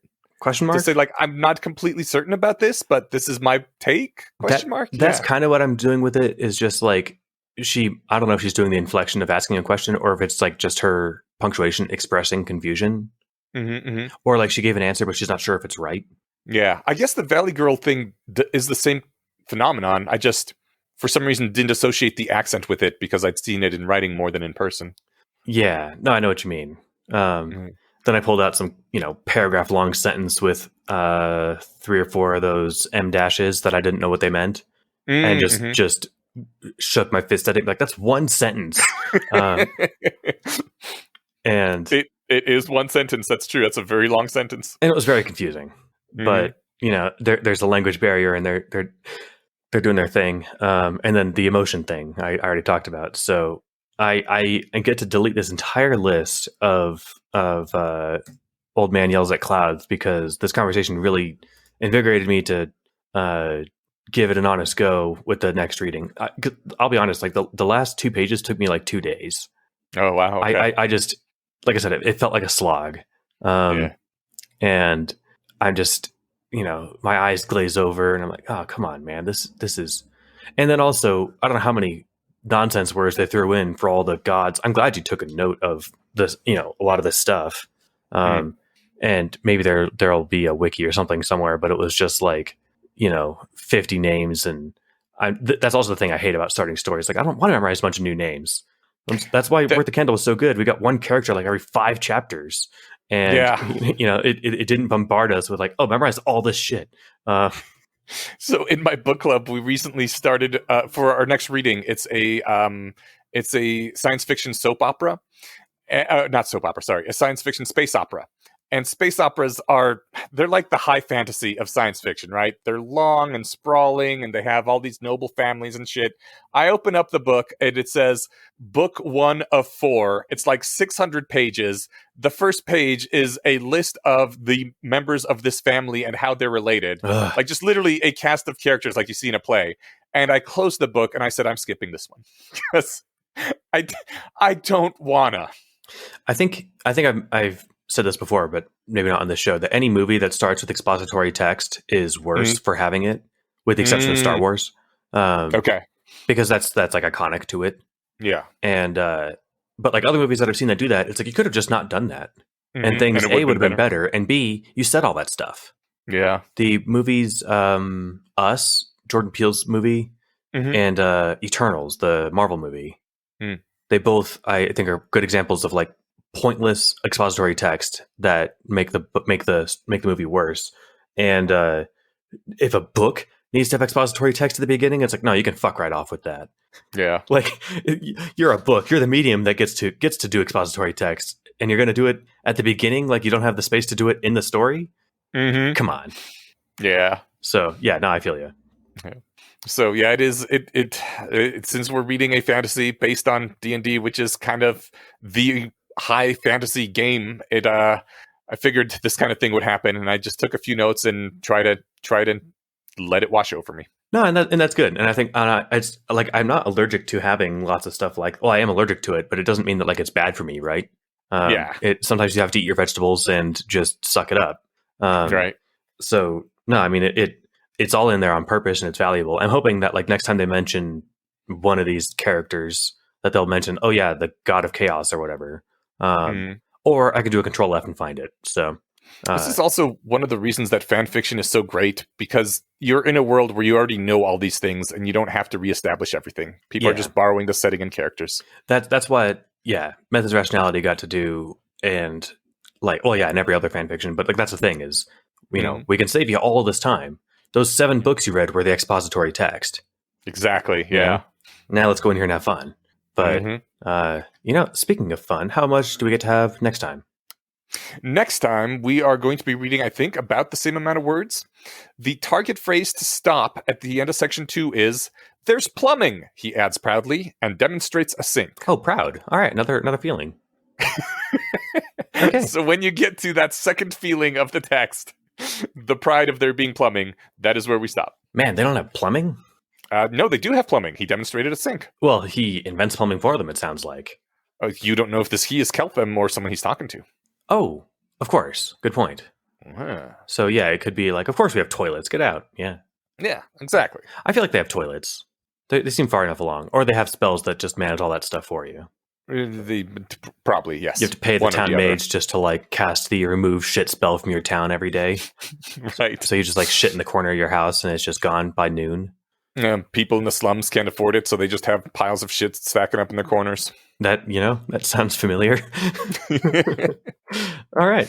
Well, thank you again for your enthusiasm and like, I think, appropriate interpretation of a lot of this stuff, because I was not sold, and it doesn't seem like my concerns were exactly warranted. So let's do this again sometime. Thank you for joining me, and I'll see you again in a week. Thanks, bud.